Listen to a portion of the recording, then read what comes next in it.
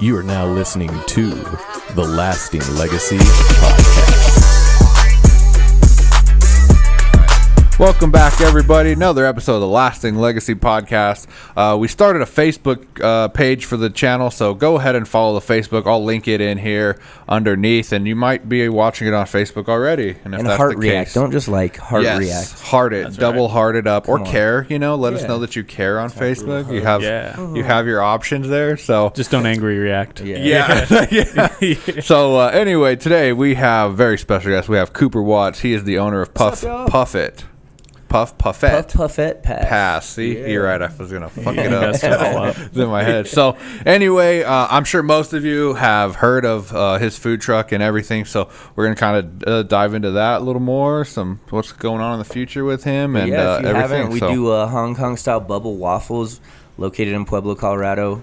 And we fill it with local ice cream made in Denver and Springs from Sweet Action, Josh and John's, and lots of crazy toppings. All from the mind of a stoner.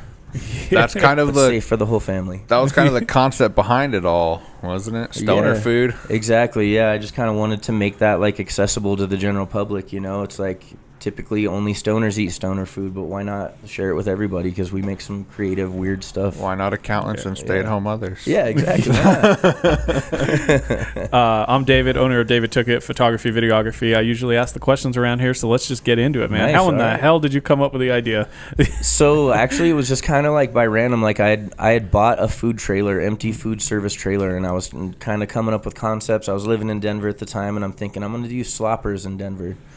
And I wanted to do like heady sloppers, so like elk, bison, deer, different stuff like that. Is also like vegan, gluten free. But I started to like build the business plan, meet with small business development committee up there, talk about the loans I was going to need to get that started. And when I saw that number, I was like, you know what? I think I'm going to think of a different concept.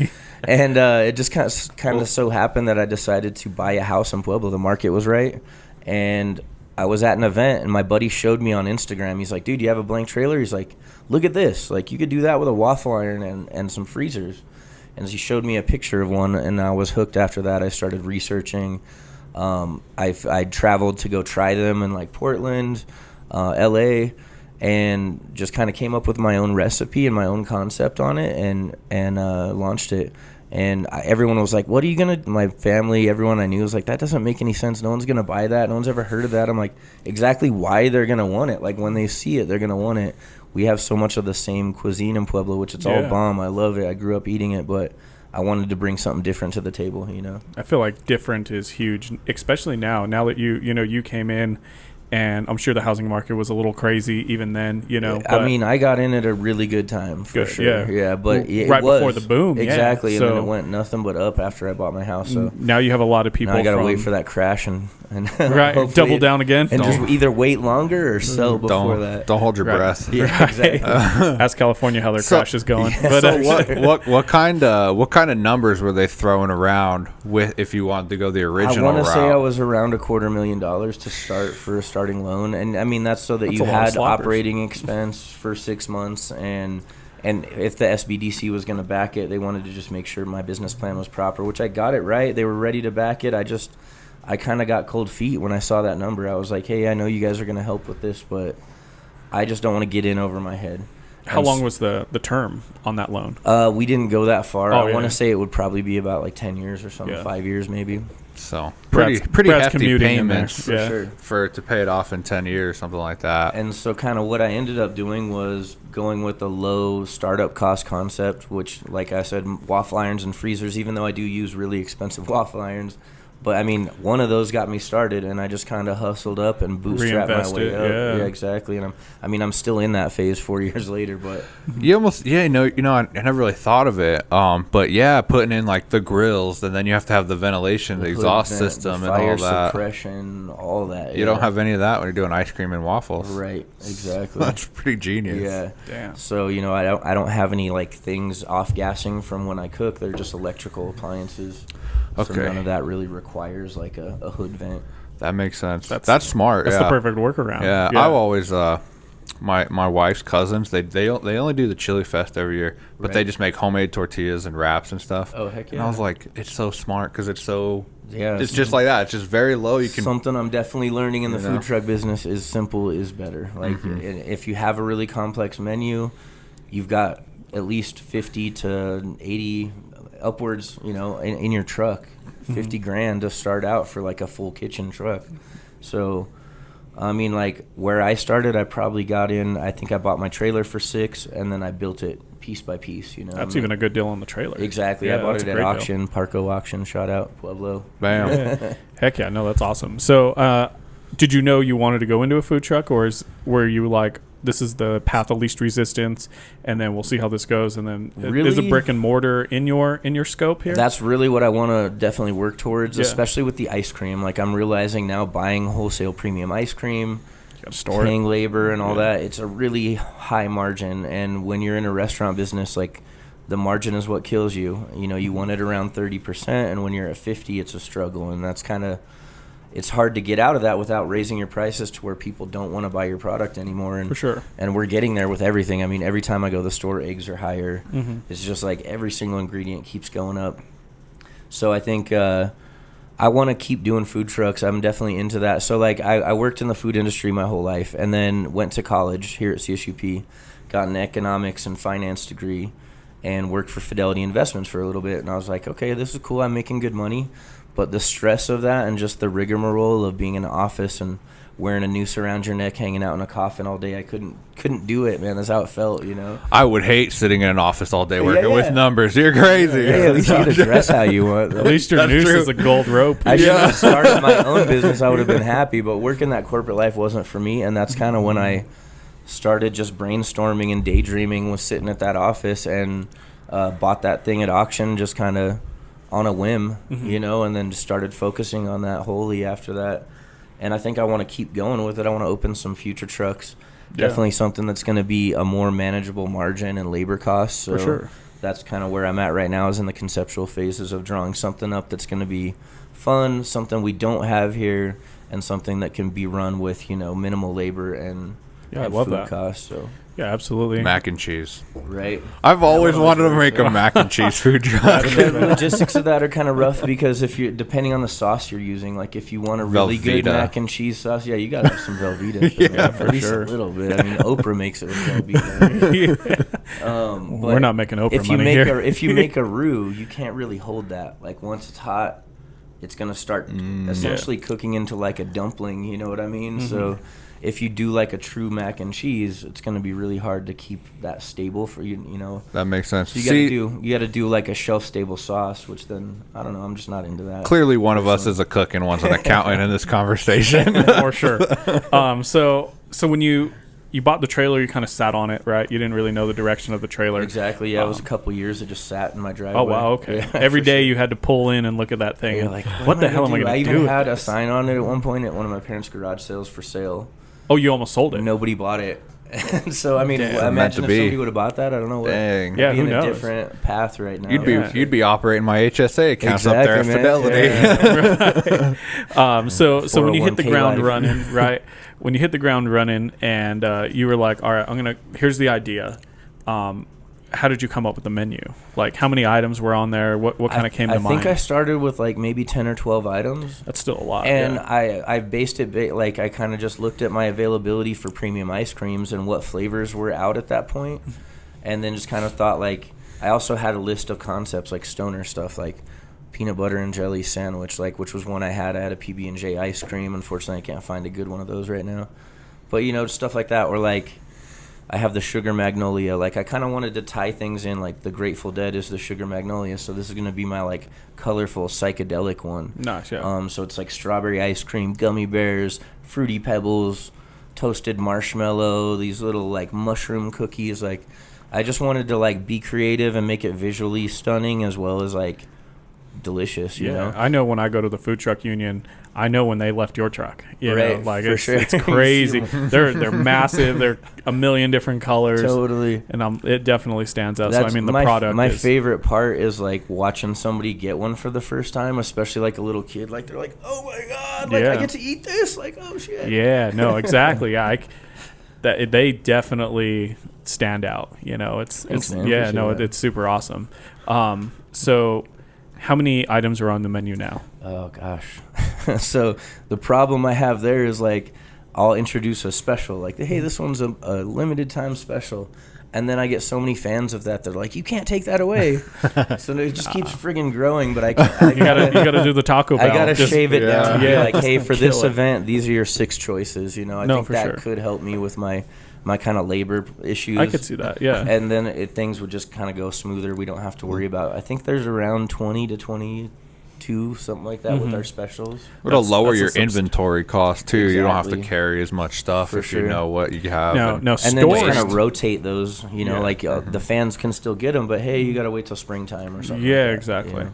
I mean, look at what Starbucks does in pumpkin spice. It's actually, you know what I mean? They could sell it all year round. I was gonna say you could even almost do like some seasonal ones at a seasonal price. Speaking of which, you know? the pumpkin slut coming back in the fall at Puffette Pass. Oh, It you heard it here first, I pumpkin think. slut. Yeah. It's pumpkin spice ice cream, pumpkin pie pieces, candied pecans, whipped Nice. cream, caramel syrup. It's really delicious. And then we try to find some fun caramel cookies and stuff to decorate with, or Oh, that's pumpkin dope. cookies. Yeah. I'll Heck, be there. So Heck what is your advertising like? Just kind of word of mouth? You Right let people now, post? it is kind of like social media word of mouth. I've looked into doing like, you know, your traditional static radio kind of like advertising, and to me, I don't see the value there. I don't see the value in radio, Right.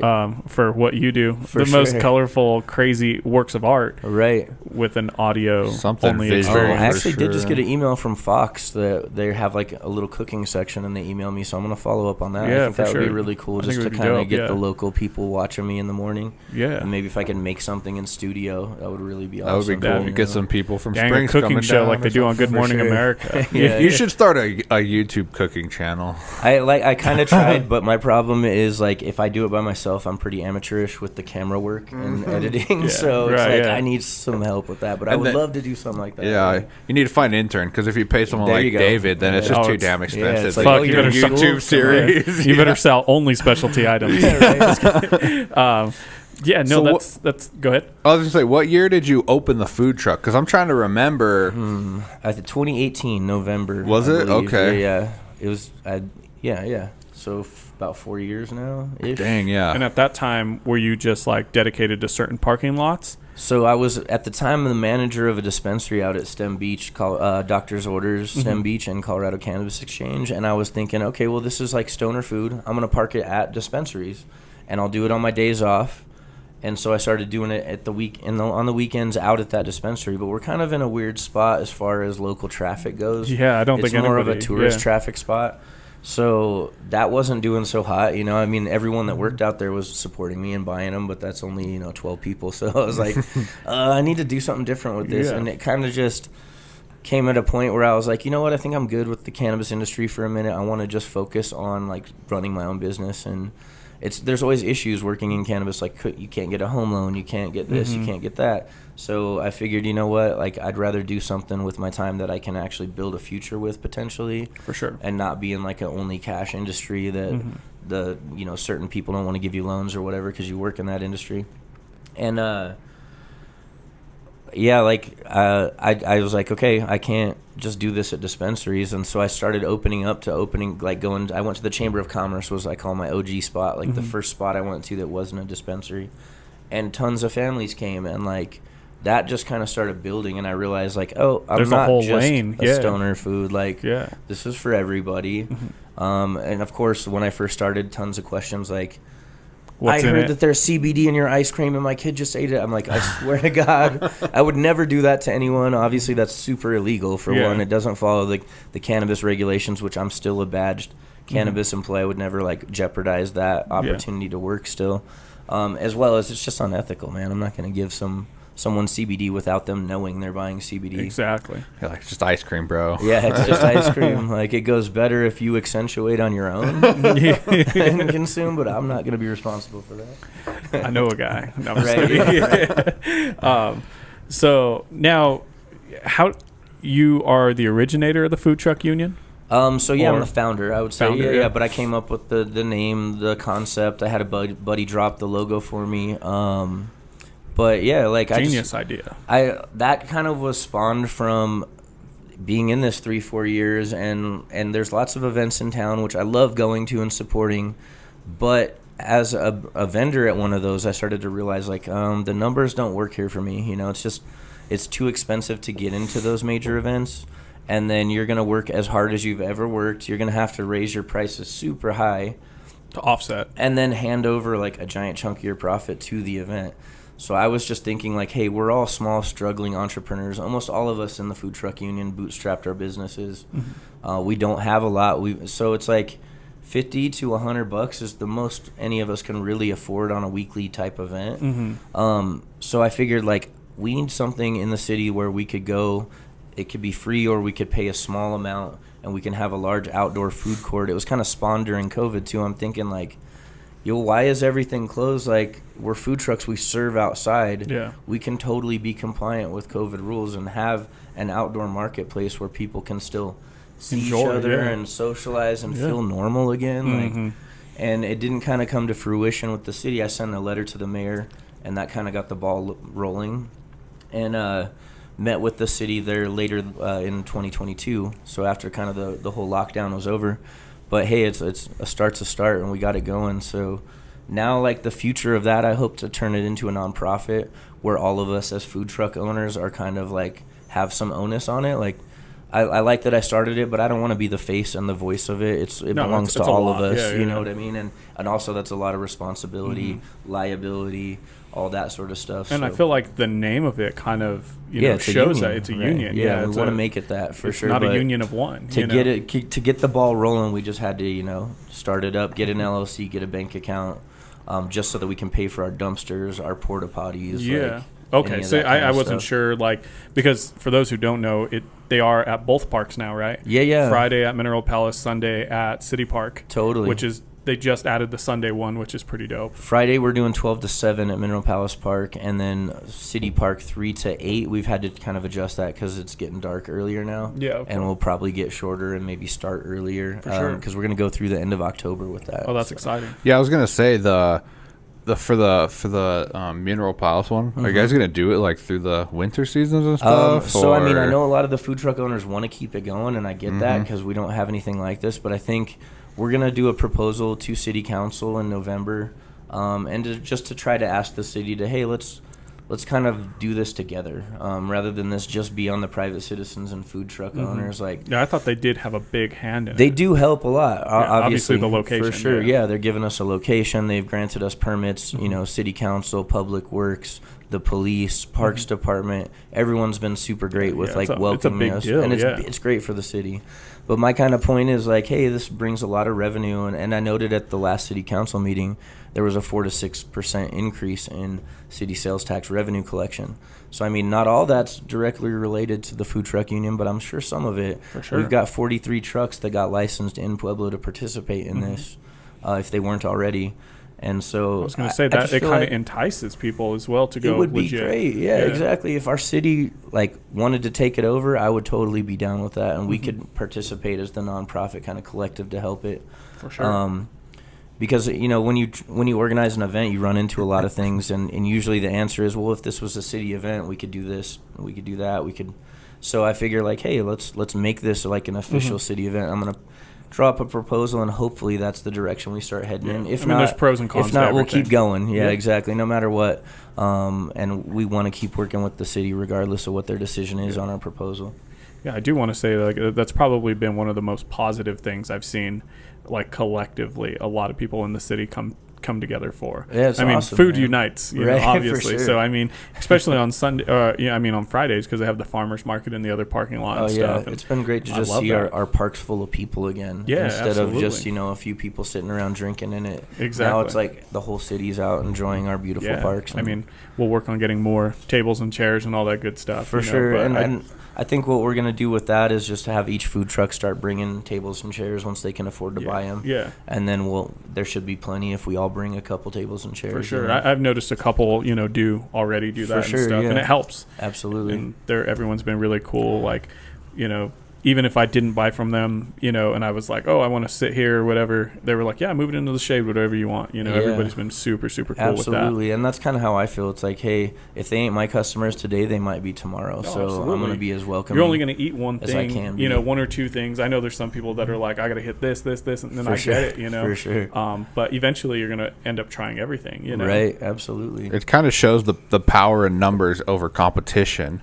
Right. If you have 43 food trucks, obviously they're probably not all out at once, but theoretically there could be 43 food trucks in 43 different spots.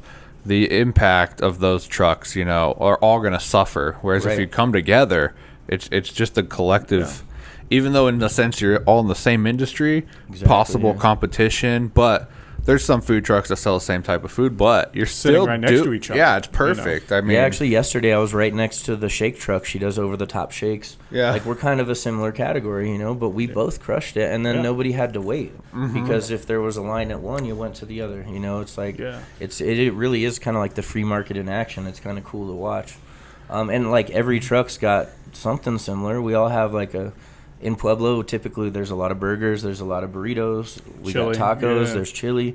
So nobody owns anything, you know what I mean, as far as a food concept. So it's like, it's cool to see.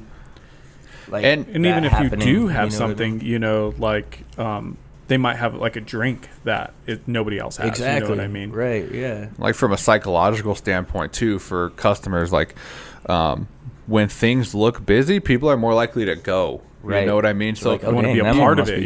Yeah. You drive by like one random food truck in front of an old Kmart and there's like two people out there. You're like, but you drive by a park full of people, full of trucks. Like more people are going to go to that. This? I better stop. And it's a dope location, honestly. You got all the people at Parkview, all the interns over there. I mean, I know they love it for sure because Parkview, they're kind of stuck on that campus. You know what I mean? And now they have like a food court within walking. And I'm sure there's a few people who smoke, and I know you can't smoke on, you know, on the premises. They get to leave premise, for and, sure. you know, kind of kill two birds with one stone, you know. So those are my people. Come through.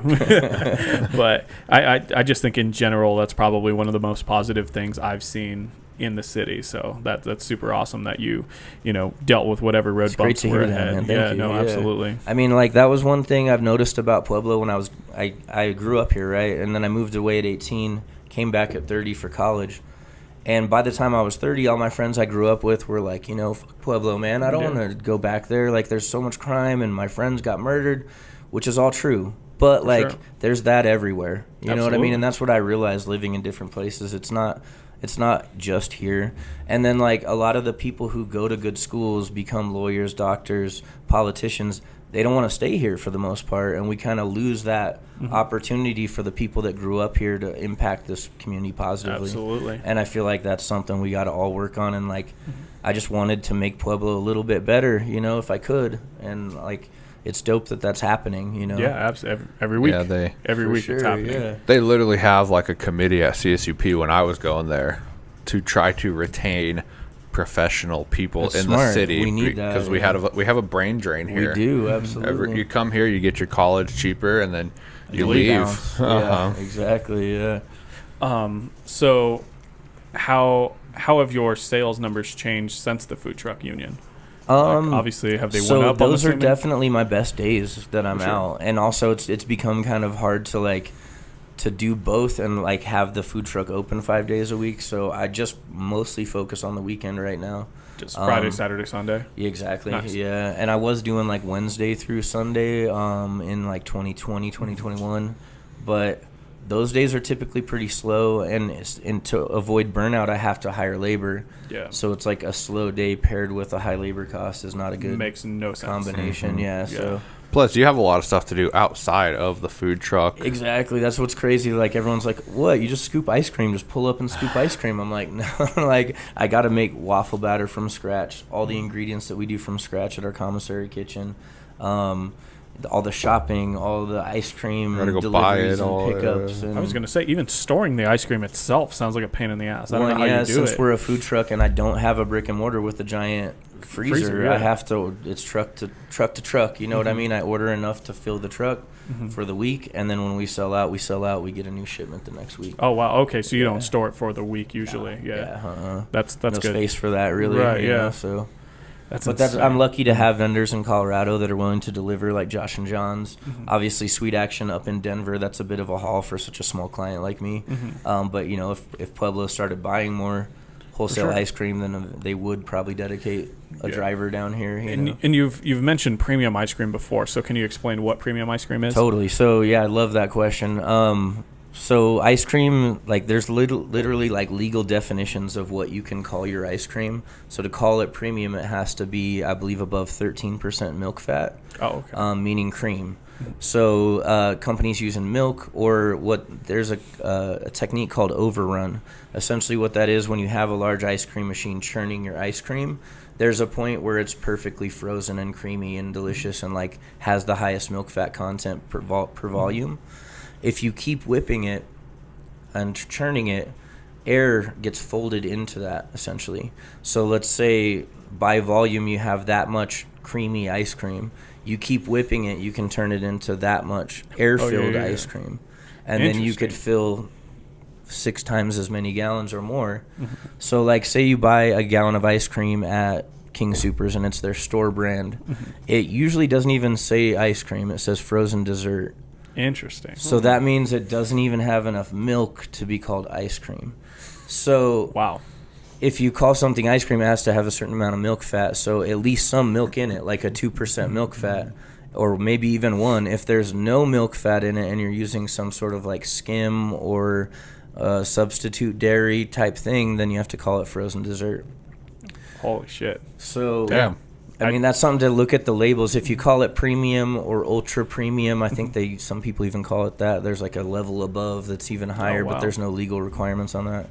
And then there's like, I think artisan ice cream has a definition. There's a few different ones, you know. So soft serve, obviously. Soft serve is going to be like essentially as you're making hard pack ice cream, there's a point where it's kind of like half frozen. And that's what somebody figured out in the ice cream manufacturing industry was like, hey, this is really good at this point. Let's figure out a machine that just makes it that frozen only. That's crazy. So that's kind of where soft serve was born, was like just kind of out of like the manufacturing. And somebody was like, this is good. I want to eat this all the time. It's like the middle ground. Right. It's like diesel. Yeah. It's like a byproduct. Typically a lot more overrun in soft serve. They don't use the high cream stuff in that. So. No, that's awesome, man. I did not know any of that. Yeah, ice cream nerd. Like the ice cream I was gonna say. Like sugar industry, ice cream industry. There's secrets everywhere. For sure. And regulations everywhere for that. And you can really tell when you eat it. Like if you kind of like rub your tongue on the roof of your mouth with some ice cream in your mouth, you can feel that milk fat. So if you feel ice crystals or you feel like it squishes like foam, like air, that's like the cheap shit. Yeah. If it feels like smooth and creamy, then that's the good shit. I'm going by Friday. All right. For sure. Yeah. I gotta see what this premium ice cream is. This is why my wife always likes this place. Yeah, that makes sense. That's interesting. Yeah. I mean, there's more to it than just sugar. Like, if you want just sugar, go buy a bag of candy. Yeah. But if you want to try some gourmet shit, come to Puffette Pass. No, that's awesome, man. So, kind of looking forward, what are some of your goals, short, medium, and long term? Just in general in business? Or in your personal life too, yeah. I mean, I always want to grow as a person. I always want to be like more compassionate. I always want to be better with my finances and get some financial gains so that I can not only help myself but help others in the community. Right now, really all I can afford to is give people seasonal part-time work. I'd love to be able to say, hey, X amount of families I'm helping to, with employment and like put food on their table. That would be great. Like that's definitely a goal for me, is to just help my community out as well as help myself and create like a premium product. So I want to open my other LLC, which is just kind of dormant right now until I get all the equipment, Fire Ice Cream, which will be our ice cream production company. I was going to ask you, at what point do you start making your own ice cream? As soon as I get all the equipment and a lease signed, basically. That's dope. So that one will be brick and mortar? Yeah, exactly. I need about, the ice cream machine I need is used roughly, which I have one in the works, is about $26,000. Holy shit. A new one's about 40 to 45. And then your ice cream dip cabinet where you put the ice cream and get it out for the customer. Yeah. Those can be anywhere from, 10 to 30 grand. But got super lucky, found one of those, the best brand, Carpigiani from Italy. It's like a $10,000 ice cream scoop cabinet I found at auction for $500. So Damn. Got to come up. I've got that in storage waiting. I just need to figure out the ice cream machine piece next. So gonna keep checking those auctions constantly. People ask like, man, why are those things so expensive? That's why. And it's great. why. We've had 2 perfect examples because Right. you never would think an ice cream machine's $46,000 or whatever you were saying. I mean, a soft serve machine, And- you could get $500 probably. Yeah. Sure, yeah. And then our podcast before this, he printed T-shirts. His T-shirt printer, the cheap one he had was what, $20,000, and the new one he's looking to buy is Is that $54,000. Aaron? Yeah. Yeah, heck And the yeah. new one he said He was makes some dope shirts, $54,000. For sure, yeah, yeah. they're You could tell the quality. Like if you get a shirt that's printed cheap, it sucks. You It wash lasts- it once and it's done. You yeah, know? it's cracked or it's peeling off. Right. and- yeah. It's faded. For sure. Damn. Yeah, And no, that's awesome. I never thought of that shit before I owned an ice cream business. I was just like, yeah, give me that $5 gallon, dude. I'm gonna take that home. Yeah. I'm gonna eat ice cream every night. Right, And then yeah. once I learned about it, I was like, oh, okay, that's why they're selling me air. Like I'm just eating air. Yeah, exactly. And that's smart. I feel like there's a a great workaround margin for here. for sure. everything, you know. For sure. And then long term, what's your long term goals? So I mean, long-term goals, I think, Like Lamborghinis. 5 to 10 years. right? Yeah. Scoop at Tesla, whatever. Right. that would be dope. Yeah. Just to have enough money to get a Tesla. Brad's got one for But not sale. really. More for me. I just want to remain like mentally healthy. I want my family to be healthy and happy as long as possible. You know, my folks are getting older, and that's one of the reasons I came to Pueblo. Is I want to spend as much time as I can with them. So like, honestly, that's more valuable to me than any money or For sure. success or anything. So Absolutely. that's really my long-term goals, is to just create as many good memories with my people as I can. You know. Isn't Yeah, it crazy how like your mentality shift over the years? You know, For sure. I was just thinking this over the weekend. I was like, my favorite thing to do right now is to just be a father. Like bet, that's man, like, you know what I yeah. mean? That's like what I So like to do. rewarding, too, And you know, yeah. sometimes I'm like, I feel bad. I'm like, oh, I'm neglecting things. But at the end of the day, it's like, what do you love? You know, Yeah, you if love you're- hanging if out you're- with your that matters. family, man. If you're happy, you got a roof over your head, you got food on your table, you got people that love you. For me, you got weed in your pipe. That's about all you really need. You know what I mean? What else is there? Yeah. really? No, yeah, for sure. It's like, it's just You get to You're- do what you love every day. you're the But same hey, happy to while be the rich car's would in be the dope, because then driveway. you have a lot less stuff to worry about. I mean, I'm eh, not Don't gonna get me lie about wrong, that. I'll Yeah. get there. Yeah, it's like But I'm not gonna kill myself getting there. If it happens, like through like my values and my work ethic, then money's a byproduct, Right. You know, of doing what you love. For sure. really is what it is. People who are chasing money constantly will always be chasing it. I'm just trying to find that But- byproduct. Yeah, when you're chasing what you actually love and what you enjoy, the money just is a byproduct of that, and then you actually enjoy the money more too. You're like, damn, Absolutely. Right. Like I earned this, shit. this doing what I steering wanted wheel to. feels a lot better now. Right. Yeah, for sure, dude. Yeah, absolutely. And that's what I'll be saying in my Lamborghini. Right. Yeah. What do they say? You know, what do they say? It's like money can't buy happiness, but I'd rather cry in my Lambo than on a Schwinn. For sure. You know? And then Gary Vee would say, Gary Vee says something Oh, like he that says too. some shit, yeah. He was like, oh, people always say I'd rather cry my Ferrari until you're crying in your Ferrari. Yeah. You know And what I then you're like, mean? "This And then sucks." yeah, you're like, fuck. I I don't have anyone. I should have bought the 4-door. That Where's minivan my- life, baby. Where's what my I'm Honda saying. Civic? Oh, I know. Every vehicle I buy keeps getting bigger and bigger. Right. Yeah. It's So. like I got another car seat. Well, we do have a reoccurring segment on the show. It's kind of a heavy question, Oh, so shit, okay. take your time. But what do you want your lasting legacy to be? What do you want to outlive you and the delicious foods you That make? is a great question, man. I don't know. I would just like people to think of me and be like, "Hey, man, he was an alright dude." Like, I just don't want. I want to be like amicable to the people around me. I don't want to be known as an asshole. You know what I mean? That's really it. I'd love to be able to say like, hey, like, look, this dude built this thing and it helped this community out, and that thing's still going. Like, that would be a great legacy, whatever it is, you know? Just like that you helped someone, and that can continue on beyond your life. That would be dope. Yeah, absolutely. I feel like you're on the right track with what you've done so far, and I'm excited to see what's to come, and want to support any way that I can as well, because I love this shit. So hell yeah, keep eating ice cream, baby. Keep eating ice cream, right? Premium ice cream. Premium. Yeah, not frozen desserts. We're talking real ass ice cream here, guys. If you want some air, go down the street. Right. They got you at Kroger. Yeah, go get that Kroger brand. That's it. Well, when this comes out, it'll be out on Thursday. But I want to thank you. I want to thank you for coming on again. It was great talking with you and putting a face to the name and stuff like that. Man. Thanks for having me. You guys have a great studio here. I appreciate it. It's Brad's office. Yeah, it works out great. Studio in the works. If you're hanging on this long, right, within the next month, we should have a dedicated studio. So at an undisclosed location. Undisclosed. Nice. I like that. Right. But check us out anywhere you get your podcast. Check us out on Facebook if that's easier for you. All new episodes drop every Thursday on YouTube with video. Give a like. Give a sub. Give a like. Give a thumbs up. Yeah, no thumbs down. No sad faces. Doesn't cost you anything. Big comments. Big on comments these days. So just watch the damn video. Just watch the damn video. Get inspired. Quit your 9 to 5. Even if you want to talk shit to me, comment. That's what I'm saying. Sub comments. I'm waiting for it. Yeah, he's ready to go. He'll be in the comment section on Thursday. Trolling, baby. Dude, that's what I'm saying. This podcast fucking sucked. But check us out wherever you get your podcasts. Good night.